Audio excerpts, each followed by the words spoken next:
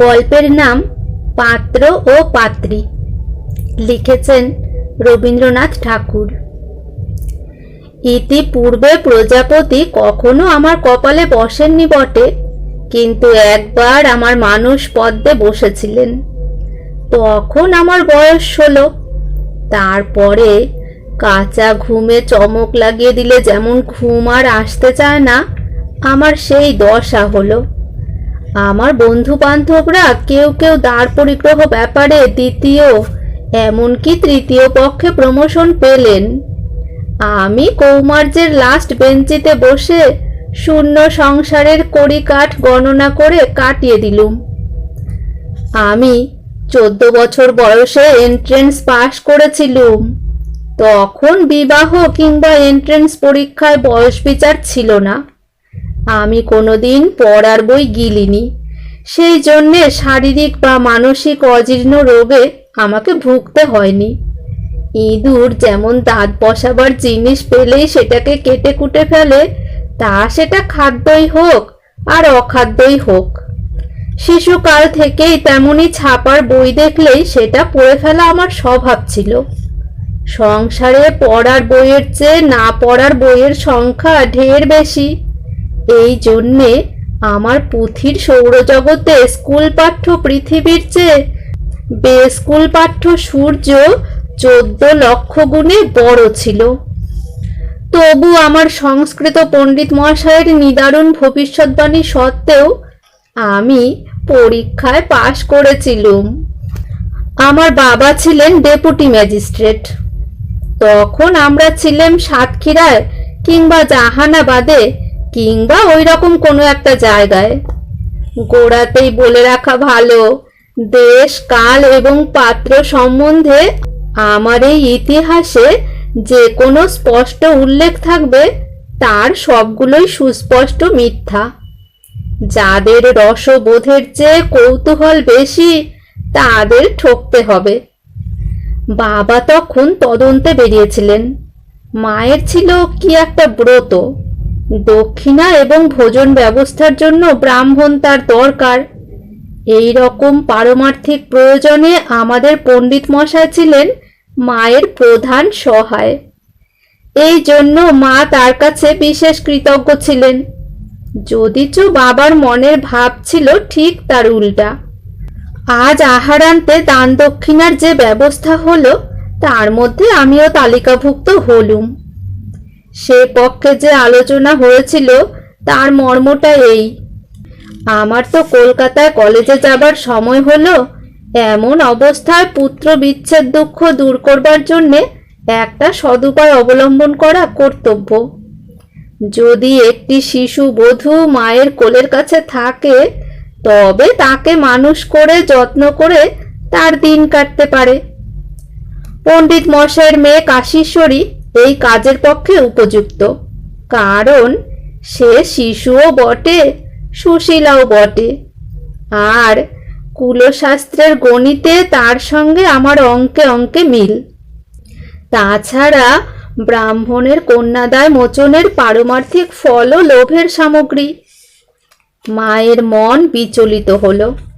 মেয়েটিকে একবার দেখা কর্তব্য এমন আভাস দেবামাত্র পণ্ডিত মশাই বললেন তার পরিবার কাল রাত্রেই মেয়েটিকে নিয়ে বাসায় এসে পৌঁছেছেন। মায়ের পছন্দ হতে দেরি হলো না, কেননা রুচির সঙ্গে পুণ্যের বাটখারার যোগ হওয়াতে সহজেই ওজন ভারী হলো। মা বললেন মেয়েটি সুলক্ষণা, অর্থাৎ যথেষ্ট পরিমাণ সুন্দরী না হলেও সান্ত্বনার কারণ আছে। কথাটা পরম্পরায় আমার কানে উঠল। যে পণ্ডিত মশাইয়ের ধাতুরূপকে বরাবর ভয় করে এসেছি তারই কন্যার সঙ্গে আমার বিবাহের সম্বন্ধ। এরই বিসদৃশতা আমার মনকে প্রথমেই প্রবল বেগে আকর্ষণ করলে। রূপকথার গল্পের মতো হঠাৎ সুবন্ত প্রকরণ যেন তার সমস্ত অনুস্বার বিসর্গ ঝেড়ে ফেলে একেবারে রাজকন্যা হয়ে উঠল। একদিন বিকেলে মা তার ঘরে আমাকে ডাকিয়ে বললেন, শোনো, পণ্ডিত মশাইয়ের বাসা থেকে আমার মিষ্টি এসেছে, খেয়ে দেখ। মা জানতেন আমাকে 25টা আম খেতে দিলে আর 25টার দ্বারা তার পাদপূরণ করলে তবে আমার ছন্দ মেলে। তাই তিনি রসনার সরস পথ দিয়ে আমার হৃদয়কে আহ্বান করলেন। কাশীশ্বরী তার কোলে বসেছিল। স্মৃতি অনেকটা অস্পষ্ট হয়ে এসেছে, কিন্তু মনে আছে রাংতা দিয়ে তার খোপা মোড়া, আর গায়ে কলকাতার দোকানের এক শার্টিনের জ্যাকেট। সেটা নীল এবং লাল এবং লেস এবং ফিতের একটা প্রত্যক্ষ প্রলাপ। যতটা মনে পড়ছে, রং সামলা, ভুরু জোড়া খুব ঘন এবং চোখ দুটো পোষা প্রাণীর মতো বিনা সংকোচে তাকিয়ে আছে। মুখের বাকি অংশ কিছুই মনে পড়ে না। বোধ হয় বিধাতার কারখানায় তার গড়ন তখনও সারা হয়নি, কেবল এক মেটে করে রাখা হয়েছে। আর যাই হোক, তাকে দেখতে নেহাত ভালো মানুষের মতো। আমার বুকের ভিতরটা ফুলে উঠল। মনে মনে বললুম, ওই রাংটা জড়ানো বেনিওয়ালা জ্যাকেট মোড়া সামগ্রীটি 16 আনা আমার। আমি ওর প্রভু, আমি ওর দেবতা। অন্য সমস্ত দুর্লভ সামগ্রীর জন্যই সাধনা করতে হয়, কেবল এই একটি জিনিসের জন্য নয়। আমি করে আঙুল নড়ালেই হয়, বিধাতা এই বর দেবার জন্যে আমাকে সেধে বেড়াচ্ছেন। মাকে যে আমি বরাবর দেখে আসছি। স্ত্রী বলতে কি বোঝায় তা আমার ওই সূত্রে জানা ছিল। দেখেছি বাবা অন্য সমস্ত ব্রতের উপর চটা ছিলেন, কিন্তু সাবিত্রী ব্রতের বেলায় তিনি মুখে যাই বলুন, মনে মনে বেশ একটু আনন্দ বোধ করতেন। মা তাকে ভালোবাসতেন তা জানি, কিন্তু কিসে বাবা রাগ করবেন, কিসে তার বিরক্তি হবে, এইটাকেই মা যে একান্ত মনে ভয় করতেন। এরই রসটুকু বাবা তার সমস্ত পৌরুষ দিয়ে সবচেয়ে উপভোগ করতেন। পূজাতে দেবতাদের বোধহয় বড় একটা কিছু আসে যায় না, কেননা সেটা তাদের বৈধ বরাদ্দ, কিন্তু মানুষের নাকি ওটা অবৈধ পাওনা। এই জন্যে ওইটের লোভে তাদের অসামাল করে। সেই বালিকার রূপ গুণের টান সেদিন আমার উপরে পৌঁছয়নি, কিন্তু আমি যে পূজনীয় সে কথাটা সেই 14 বছর বয়সে আমার পুরুষের রক্তে গাজিয়ে উঠল।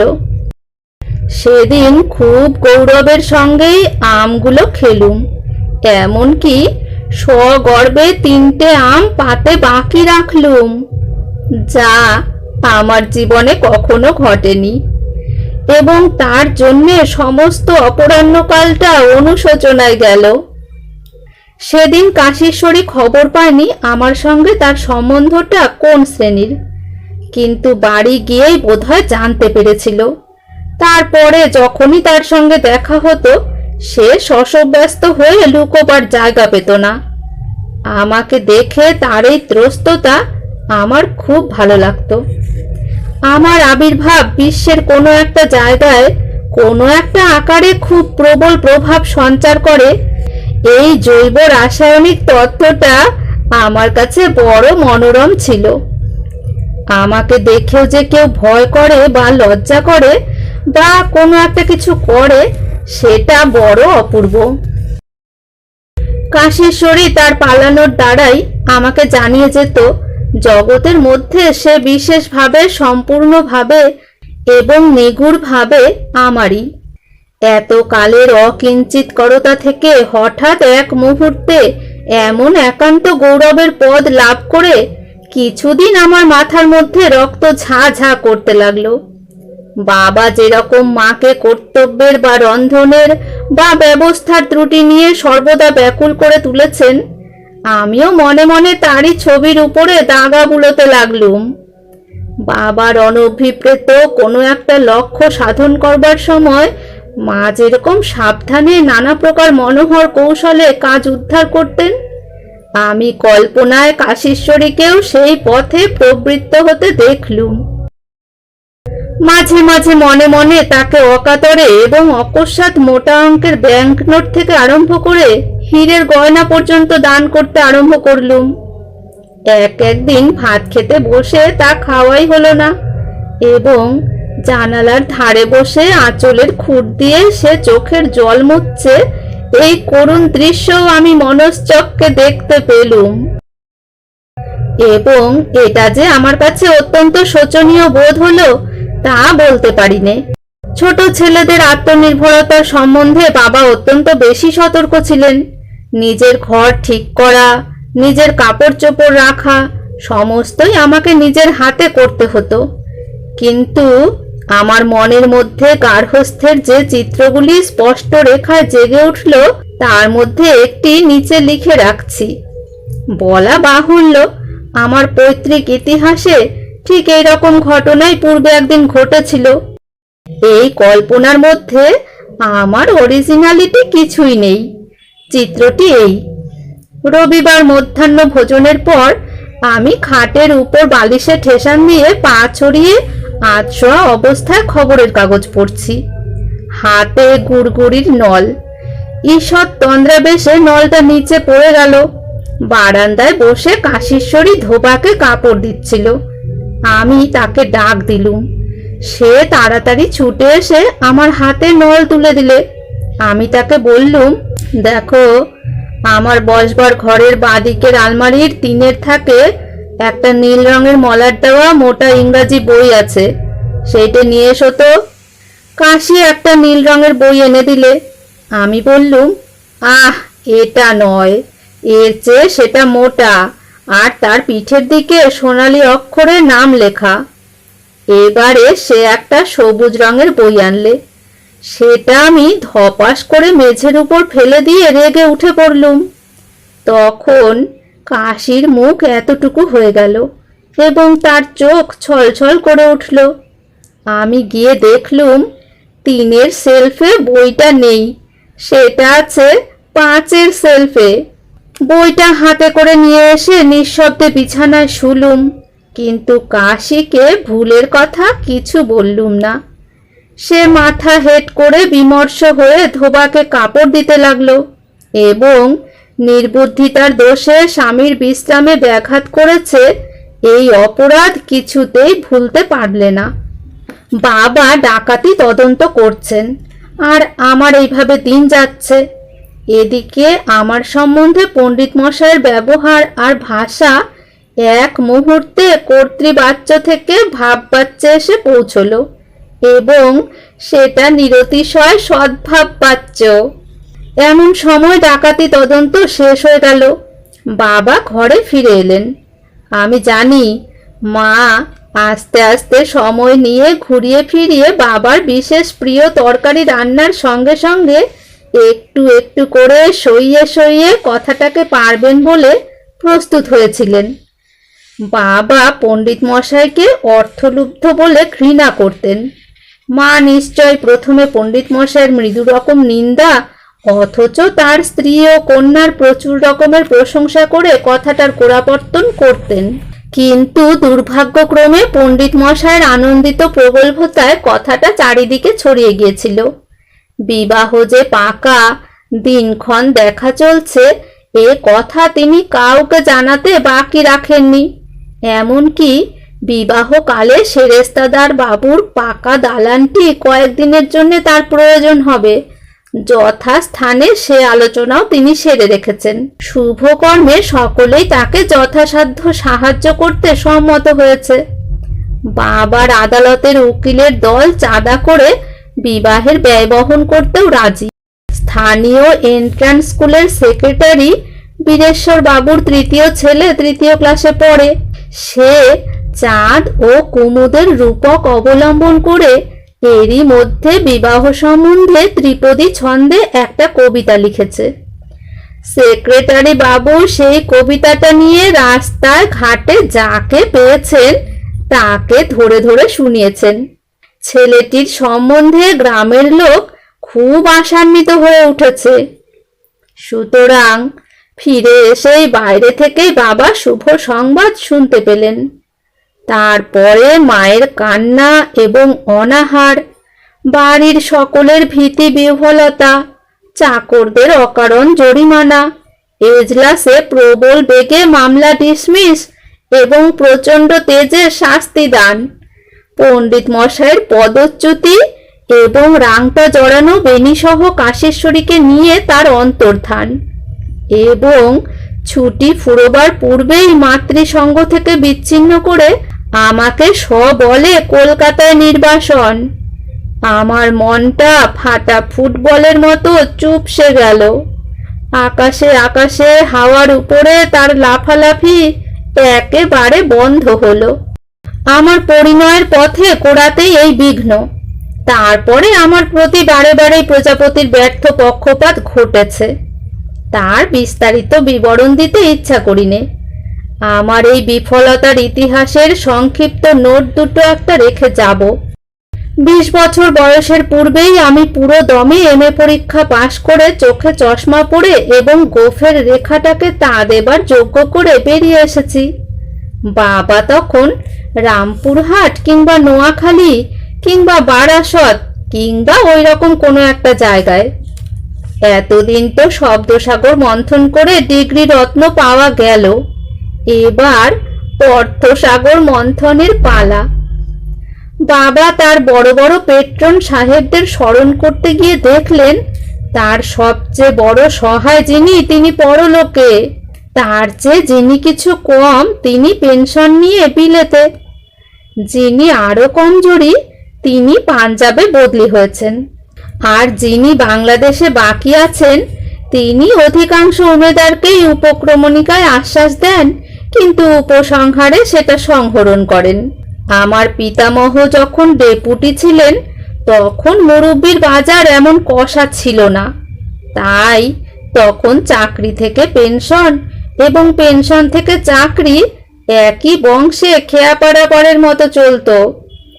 এখন দিন খারাপ, তাই বাবা যখন উদ্বিগ্ন হয়ে ভাবছিলেন যে তার বংশধর গভর্নমেন্ট আপিসের উচ্চ খাঁচা থেকে সওদাগরি আপিসের নিম্ন দ্বারে অবতরণ করবে কিনা, এমন সময় এক ধনী ব্রাহ্মণের একমাত্র কন্যা তার নোটিশে এলো। ব্রাহ্মণটি কন্ট্রাক্টর, তার অর্থাগমের পথটি প্রকাশ্য ভূতলের চেয়ে অদৃশ্য রসাতলের দিক দিয়েই প্রশস্ত ছিল। তিনি যে সময়ে বড়দিন উপলক্ষে কমলালেবু ও অন্যান্য উপহার সামগ্রী যথাযোগ্য পাত্রে বিতরণ করতে ব্যস্ত ছিলেন, এমন সময় তার পাড়ায় আমার অভ্যুদয় হলো। বাবার বাসা ছিল তার বাড়ির সামনেই, মাঝে ছিল এক রাস্তা। বলা বাহুল্য ডেপুটির এমএ পাশ করা ছেলে কন্যাদায়িকের পক্ষে খুব প্রাংশুলভ্য ফল। এই জন্যে কন্ট্রাক্টর বাবু আমার প্রতি উদ্বাহু হয়ে উঠেছিলেন। তার বাহু আধুলি লম্বিত ছিল, সে পরিচয় পূর্বেই দিয়েছি। অন্তত সে বাহু ডেপুটি বাবুর হৃদয় পর্যন্ত অতি অনায়াসে পৌঁছল, কিন্তু আমার হৃদয়টা তখন আরো অনেক উপরে ছিল, কারণ আমার বয়স তখন 20 পেরোয়। তখন খাঁটি স্ত্রীরত্ন ছাড়া অন্য কোনো রত্নের প্রতি আমার লোভ ছিল না। শুধু তাই নয়, তখনও ভাবুকতার দীপ্তি আমার মনে উজ্জ্বল। অর্থাৎ সহধর্মিণী শব্দের যে অর্থ আমার মনে ছিল সে অর্থটা বাজারে চলিত ছিল না। বর্তমান কালে আমাদের দেশের সংসারটা চারিদিকেই সংকুচিত। মনন সাধনের বেলায় মনকে জ্ঞান ও ভাবের উদার ক্ষেত্রে ব্যপ্ত করে রাখা, আর ব্যবহারের বেলায় তাকে সেই সংসারের অতি ছোট মাপে কৃশ করে আনা, এ আমি মনে মনেও সহ্য করতে পারতুম না। যে স্ত্রীকে আইডিয়ালের পথে সঙ্গিনী করতে চাই, সেই স্ত্রী ঘরকন্যার গারদে পায়ের বেরি হয়ে থাকবে এবং প্রত্যেক চলাফেরায় ঝংকার দিয়ে পিছনে টেনে রাখবে, এমন দুর্গ্রহ আমি স্বীকার করে নিতে নারাজ ছিলুম। আসল কথা, আমাদের দেশের প্রহসনে যাদের আধুনিক বলে বিদ্রুপ করে, কলেজ থেকে টাটকা বেরিয়ে আমি সেই রকম নিরবিচ্ছিন্ন আধুনিক হয়ে উঠেছিলুম। আমাদের কালে সেই আধুনিকের দল এখনকার চেয়ে অনেক বেশি ছিল। আশ্চর্য এই যে তারা সত্যই বিশ্বাস করত যে সমাজকে মেনে চলাই দুর্গতি এবং তাকে টেনে চলাই উন্নতি। এহেন আমি শ্রীযুক্ত সনৎ কুমার একটি বলশালী কন্যাদায়িকের টাকার থলির হাঁ করা মুখের সামনে এসে পড়লুম। বাবা বললেন, শুভস্য শীঘ্রম। আমি চুপ করে রইলুম। মনে মনে ভাবলুম, একটু দেখে শুনে বুঝে পড়ে নি। চোখ কান খুলে রাখলুম। কিছু পরিমাণ দেখা এবং অনেকটা পরিমাণ শোনা গেল। মেয়েটি পুতুলের মতো ছোট এবং সুন্দর। সে যে স্বভাবের নিয়মে তৈরি হয়েছে তা তাকে দেখে মনে হয় না। কে যেন তার প্রত্যেক চুলটি পাট করে, তার ভুরুটি এঁকে তাকে হাতে করে গড়ে তুলেছে। সে সংস্কৃত ভাষায় গঙ্গার স্তব আবৃত্তি করে পড়তে পারে। তার মা পাথুরে কয়লা পর্যন্ত গঙ্গার জলে ধুয়ে তবে রাধেন। জীবধাত্রী বসুন্ধরা নানা জাতিকে ধারণ করেন বলে পৃথিবীর সংস্পর্শ সম্বন্ধে তিনি সর্বদাই সংকুচিত। তার অধিকাংশ ব্যবহার জলেরই সঙ্গে, কারণ জলচর মৎস্যেরা মুসলমান বংশীয় নয় এবং জলে পেঁয়াজ উৎপন্ন হয় না। তার জীবনের সর্বপ্রধান কাজ আপনার দেহকে, গৃহকে, কাপড় চোপড়, হাঁড়িকুড়ি, খাট পালং, বাসনকোসনকে শোধন এবং মার্জন করা। তার সমস্ত কৃত্য সমাপন করতে বেলা 2:30 হয়ে যায়। তার মেয়েটিকে তিনি স্বহস্তে সর্বাংশে এমনই পরিশুদ্ধ করে তুলেছেন যে তার নিজের মত বা নিজের ইচ্ছা বলে কোনো উৎপাত ছিল না। কোনো ব্যবস্থায় যত অসুবিধাই হোক সেটা পালন করা তার পক্ষে সহজ হয় যদি তার কোনো সঙ্গত কারণ তাকে বুঝিয়ে না দেওয়া যায়। সে খাবার সময় ভালো কাপড় পরে না, পাছে শোকরি হয়। সে ছায়া সম্বন্ধেও বিচার করতে শিখেছে। সে যেমন পালকির ভিতরে বসে গঙ্গা স্নান করে, তেমনি অষ্টাদশ পুরাণের মধ্যে আবৃত থেকে সংসারে চলে ফেরে। বিধি বিধানের উপরে আমারও মায়ের যথেষ্ট শ্রদ্ধা ছিল, কিন্তু তার চেয়ে আরো বেশি শ্রদ্ধা যে আর কারো থাকবে এবং তাই নিয়ে সে মনে মনে গুমর করবে, এটা তিনি সইতে পারতেন না। এই জন্যে আমি যখন তাকে বললুম, মা, এ মেয়ের যোগ্য পাত্র আমি নই, তিনি হেসে বললেন, না, কলিযুগে তেমন পাত্র মেলা ভার। আমি বললুম, তাহলে আমি বিদায় নিই? মা বললেন, সে কি শুনু, তোর পছন্দ হলো না কেন? মেয়েটিকে তো দেখতে ভালো। আমি বললুম, মা, স্ত্রী তো কেবল চেয়ে চেয়ে দেখবার জন্য নয়, তার বুদ্ধি থাকাও চাই। মা বললেন, শোনো একবার, এরই মধ্যে তুই তার কম বুদ্ধির পরিচয় কি পেলি? আমি বললুম, বুদ্ধি থাকলে মানুষ দিনরাত এইসব অনর্থক অকাজের মধ্যে বাঁচতেই পারে না, হাঁপিয়ে মরে যায়।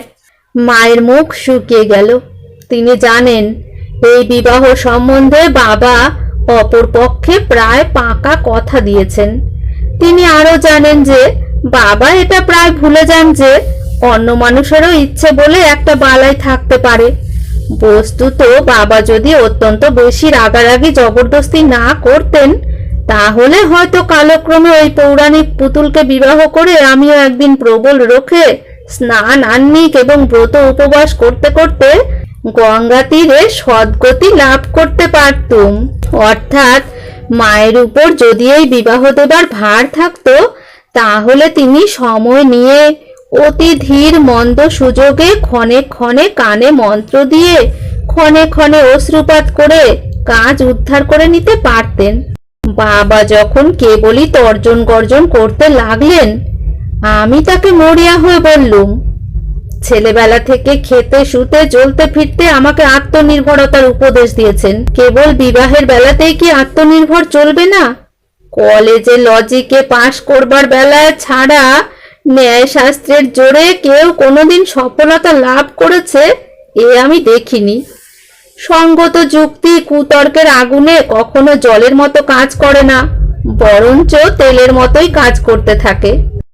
বাবা ভেবে রেখেছেন তিনি অন্য পক্ষকে কথা দিয়েছেন। বিবাহের ঔচিত্য সম্বন্ধে এর চেয়ে বড় প্রমাণ আর কিছুই নেই।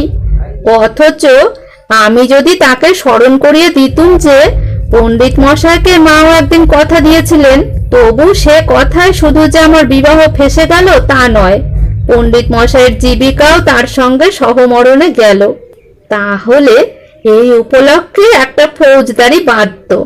বুদ্ধি, বিচার এবং রুচির চেয়ে সুচিতা মন্ত্রতন্ত্র ক্রিয়াকর্ম যে ঢের ভালো, তার কবিত্ব যে সুগভীর ও সুন্দর, তার নিষ্ঠা যে অতি মহৎ, তার ফল যে অতি উত্তম, সিম্বলিজমটাই যে আইডিয়ালিজম, এ কথা বাবা আজকাল আমাকে শুনিয়ে শুনিয়ে সময়ে অসময়ে আলোচনা করেছেন। আমি রসনাকে থামিয়ে রেখেছি, কিন্তু মনকে তো চুপ করিয়ে রাখতে পারিনি। যে কথাটা মুখের আগার কাছে এসে ফিরে যেত সেটা হচ্ছে এই যে, এসব যদি আপনি মানেন তবে পালবার বেলায় মুরগি পালেন কেন? আরো একটা কথা মনে আসতো, বাবাই একদিন দিনক্ষণ পালা পার্বণ বিধিনিষেধ দান দক্ষিণা নিয়ে তার অসুবিধা বা ক্ষতি ঘটলে মাকে কঠোর ভাষায় এসব অনুষ্ঠানের পণ্ডতা নিয়ে তাড়না করেছেন। মা তখন দীনতা স্বীকার করে অবলা জাতি স্বভাবতই অবুঝ বলে মাথা হেট করে বিরক্তির ধাক্কাটা কাটিয়ে দিয়ে ব্রাহ্মণ ভোজনের বিস্তারিত আয়োজনে প্রবৃত্ত হয়েছেন। কিন্তু বিশ্বকর্মা লজিকের পাকা ছাঁচে ঢালাই করে জীব সৃজন করেননি। অতএব কোনো মানুষের কথায় বা কাজে সঙ্গতি নেই এ কথা বলে তাকে বাগিয়ে নেওয়া যায় না, রাগিয়ে দেওয়া হয় মাত্র। ন্যায়শাস্ত্রের দোহাই পারলে অন্যায়ের প্রচণ্ডতা বেড়ে ওঠে। যারা পলিটিক্যাল বা গার্হস্থ্য এজিটেশনে শ্রদ্ধাবান তাদের এ কথাটা মনে রাখা উচিত। ঘোড়া যখন তার পিছনের গাড়িটাকে অন্যায় মনে করে তার উপরে লাঠি চালায়, তখন অন্যায়টা তো থেকেই যায়, মাঝের থেকে তার পাকেও জখম করে। যৌবনের আবেগে অল্প একটুখানি তর্ক করতে গিয়ে আমার সেই দশা হলো। পৌরাণিকী মেয়েটির হাত থেকে রক্ষা পাওয়া গেল বটে, কিন্তু বাবার আধুনিক যুগের তহবিলের আশ্রয়ও খোয়ালুম। বাবা বললেন, যাও তুমি আত্মনির্ভর করবে। আমি প্রণাম করে বললুম, যে আজ্ঞে। মা বসে বসে কাটতে লাগলেন। বাবার দক্ষিণ হস্ত বিমুখ হলো বটে, কিন্তু মাঝখানে মা থাকতে ক্ষণে ক্ষণে মানি অর্ডারের পেয়াদার দেখা পাওয়া যেত। মেঘ বর্ষণ বন্ধ করে দিলে কিন্তু গোপনে স্নিগ্ধ রাত্রে শিশিরের অভিষেক চলতে লাগলো।